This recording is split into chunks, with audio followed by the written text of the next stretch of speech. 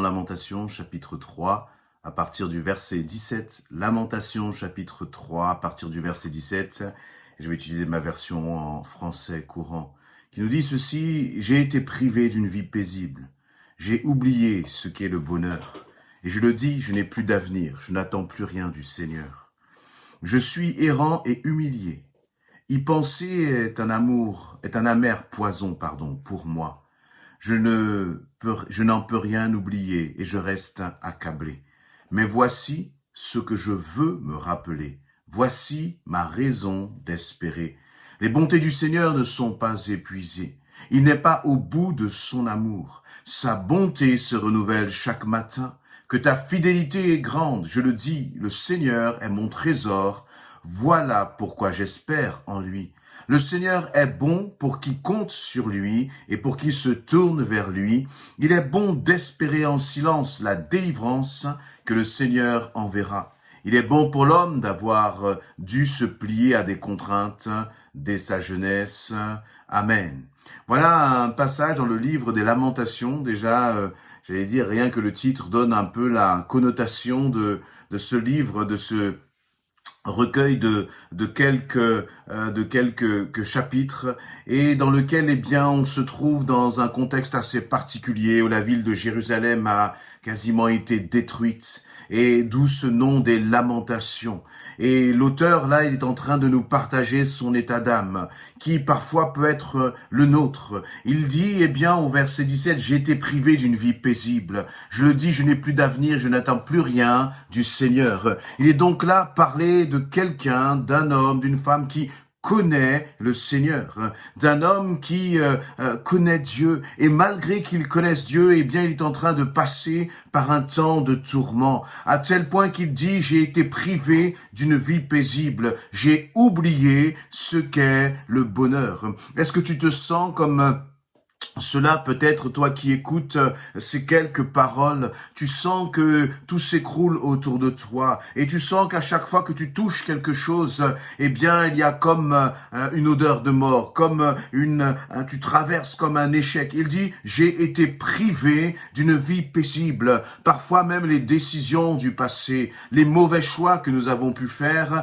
nous avons l'impression que ça nous prive de la paix, ça nous prive de cette dimension même de bonheur. Et cet homme se sent là comme errant. Il dit: je suis errant, je suis humilié. Penser même à la vie, c'est comme un amer poison, vous voyez. C'est tellement des sentiments tellement profonds. On a l'impression qu'il y a comme une chape de plomb qui pèse sur ses épaules, et il se sent accablé. Mais il réagit à un moment au verset 21, mais il dit: voici ce que je veux me rappeler. Voici ma raison d'espérer, c'est que les bontés du Seigneur ne sont pas épuisées. Il n'est pas au bout de son amour. Et vous voyez, il y a comme un basculement dans sa façon de penser. Malgré ce moment difficile qu'il est en train de traverser, il va à un moment se ressaisir. Et je t'encourage à te ressaisir maintenant, en te disant toi aussi: voici ce que je veux me rappeler. De quoi est-ce que tu te rappelles? Est-ce que tu te laisses assaillir par tes pensées? Est-ce que tu te laisses assaillir par les circonstances? Ou à un moment, toi aussi, tu as besoin de te rappeler que les bontés du Seigneur ne sont pas épuisées. Et lorsqu'il nous est parlé des bontés du Seigneur, là, ce n'est pas d'une façon générale, mais c'est les bontés du Seigneur pour ta vie. Dieu est bon pour ta vie. Dieu n'est pas au bout de son amour pour toi. Dieu n'est pas au bout de sa miséricorde pour toi. Même si tout te paraît comme étant détruit et mort autour de toi, les bontés de l'Éternel sont bien au-dessus de tout ce qui peut se passer. Mais tu as besoin de t'en rappeler. Le Saint-Esprit veut te rappeler cela, ce qu'il ne t'a pas oublié. Il ne t'a pas abandonné. Et même plus que cela, c'est que la bonté d'hier n'est pas encore équivalente à celle que tu vis aujourd'hui. Dieu dit, et l'auteur dit ceci: la bonté de l'Éternel, elle se renouvelle chaque matin.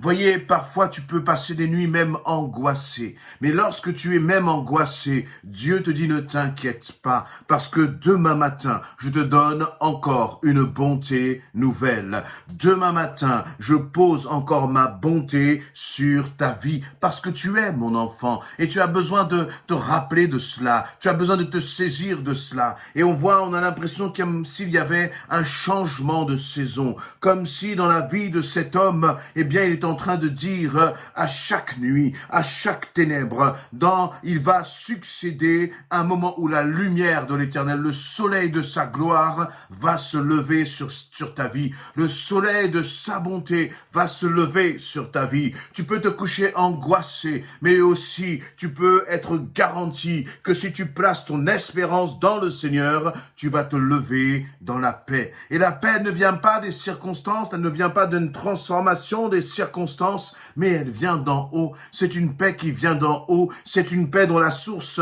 est l'amour du Père pour toi, pour moi encore. Voyez, parfois nous nous sentons que nous n'en pouvons plus, que les circonstances, le poids est trop difficile à porter. Et le Seigneur ne te demande pas de porter le poids, mais il te demande simplement de te décharger sur lui et de croire que sa bonté va encore se renouveler pour toi parce que Jésus t'aime. Voyez, et le psalmiste pas le psalmiste, mais l'auteur va continuer en disant, oui, sa bonté se renouvelle chaque matin.